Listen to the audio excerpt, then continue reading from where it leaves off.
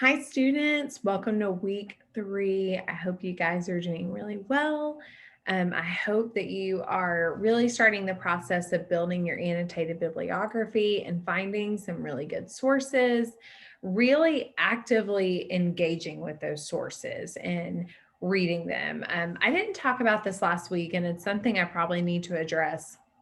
But when we're doing research, you really need to be engaged in what's called active reading. And active reading is when you are going sentence by sentence and you're highlighting and you're taking in the information, you're making notes. It's not a leisure type of reading. And while I hate to say that because it sounds very mundane and very structured, you really have to be structured in this process to make sure that you're gathering the right kind of research and make sure that you are really properly analyzing the sources. Academic and scholarly research can be really dense. It can be really hard to understand if you're not truly engaged in the material. So as you are finding sources and really reading through the material, just make sure that you're really taking part in those active reading strategies. I want to talk about great annotated bibliography summaries and what those really are made of. But first, I want to just reiterate showing you just some different tools that you can use with your Everyday Writer textbook. So right here, I'm in the ebooks and materials section underneath course content, and I've already opened up my particular book. So I want to make sure that you're there. And then I want to show you what you can do as we're learning new concepts and as we're reviewing things. I want to show you how you can use this textbook as a tool for yourself. So if you go right here into the search bar and you type in annotated bibliography and search, it's going to pull up all the different things that you could possibly find in this textbook for an annotated bibliography. And then it immediately takes us to chapter 11. And if you go up even a page further, it even goes into why we do an annotated bibliography and why writers need these resources. So I wanted to show you this so that as we're going through things in the semester, if there's something that you're not getting total clarity on or you need more help, this is just a really great way to go to your textbook and to get more information on that. So I want to just work through this. A working bibliography is a list of sources you may use for your project. And for you guys, of course, you're gathering sources about character qualities. What makes a great teacher? What makes a great fireman? What makes a great veterinarian technician? You're gathering sources because you're proving what creates an ideal candidate for this particular field. The emphasis here is on working because the list may include materials that may not end up being useful. And for this reason, you don't need to put all the entries into documentation style that you will use. For the purposes of this particular assignment, I, of course, am asking you to properly cite them more for your own practice because I want to make sure that you know how to do that and to use the tools in technology, whether it's the citing tool in the library, EasyBib or citation builders, or using your textbook to cite them manually and on your own. So this gives you some different types of sources, what information you would need for that. And we've already talked about where you can find that in your textbook. But I want to look at a sample annotated bibliography entry. And again, you can reference back to this in your textbook as you're working through this on your own. So here's the citation, and they have the author, they have the article title, they have the journal title, the volume number, the issue number, the date it was published, the page numbers. JSTOR is one of the pieces of information that you will need as well. And then, of course, you have your URL here, your working URL. So I want to go over just what's in this summary, and then I want to apply it to What would that look like for you as you begin writing these summaries? NYU sociology professor Arlene Davila explains that programs designed to stimulate tourism in Harlem have largely ignored Latina residents of East Harlem, known as El Barrio.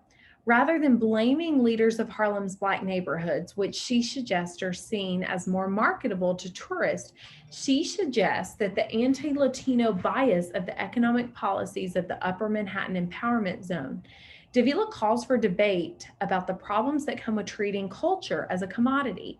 Although the article is older, Davila's argument is a valuable one. She provides a counterpoint to the idea that economic initiatives adopted in the 1990s have benefited all Harlemites. I can also use her analysis of culture as a product to set up my conclusion. Here's what I want to break down for you guys. If you look at the beginning, we see that the author first gives credit to who wrote the article. So we see Arlene Davila's name used, and we very briefly see what was this article about. They break down that she talks about how tourism in Harlem have ignored these residents. And then it talks about what she suggests that's more marketable to tourists and what she questions.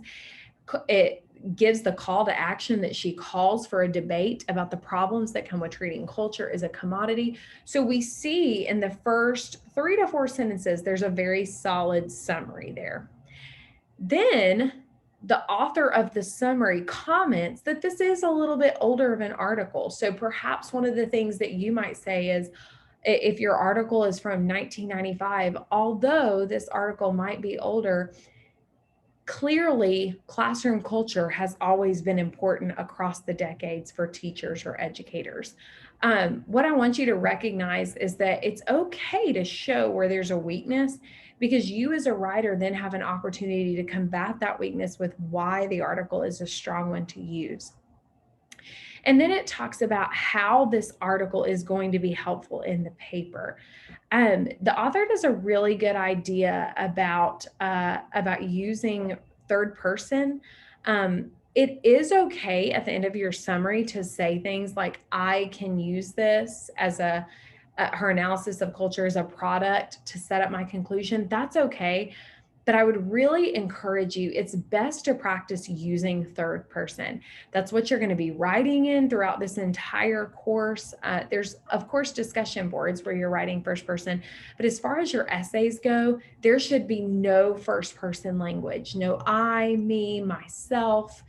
And so I would really encourage you, just best practices as you're writing these summaries, look for ways that you can use third person instead of using first person, just so that you can get in the habit of recognizing how to do that in your own writing.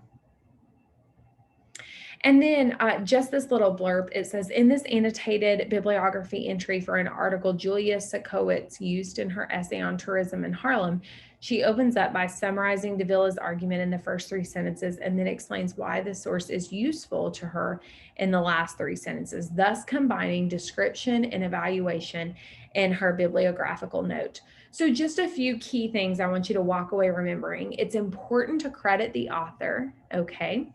It's important to summarize the article, and that may take 3 sentences. It may take 5 sentences, but you want to make sure you're giving a thorough explanation. If I can see, like, for example, this is from page 49 to 64.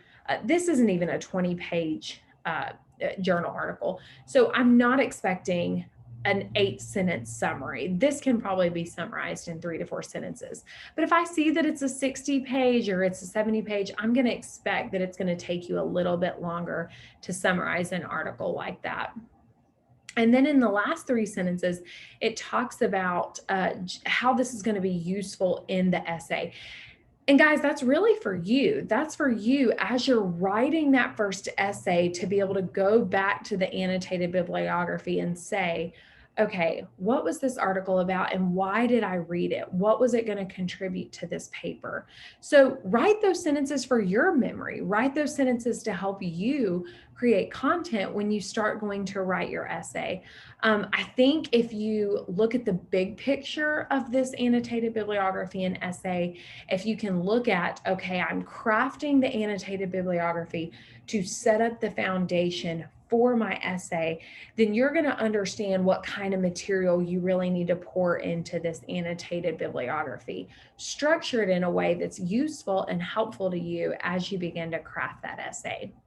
I hope this was helpful. I want to encourage you for a second. I'm going to go to the weekly assignments and I'm going to scroll down here to week 3. And clearly there's going to be more in here because I'm going to insert this lecture in here as well as a couple other things. But the other thing I really want you to notate this week, the most common errors to avoid in writing.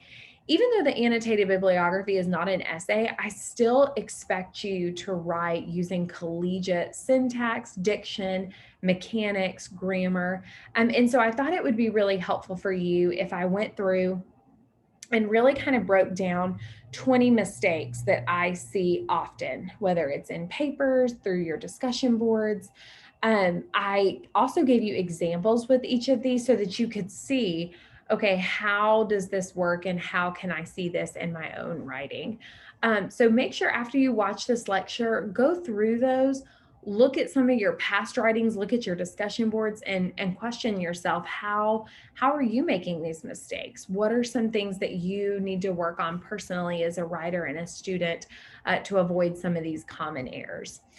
Make sure that you do your discussion board this week, and then make sure that you double check your weekly assignments and that you're taking care of all of those due dates. I don't want anyone to fall behind because this is really the week that we're really pressing forward and starting to turn in some of our more major assignments. All right, I hope you have a wonderful week. I hope this was helpful. If you have any questions about anything that I went over or anything in the weekly notes, please reach out to me. I'd love to set up a Zoom conference with you and talk through any problem areas that you're having.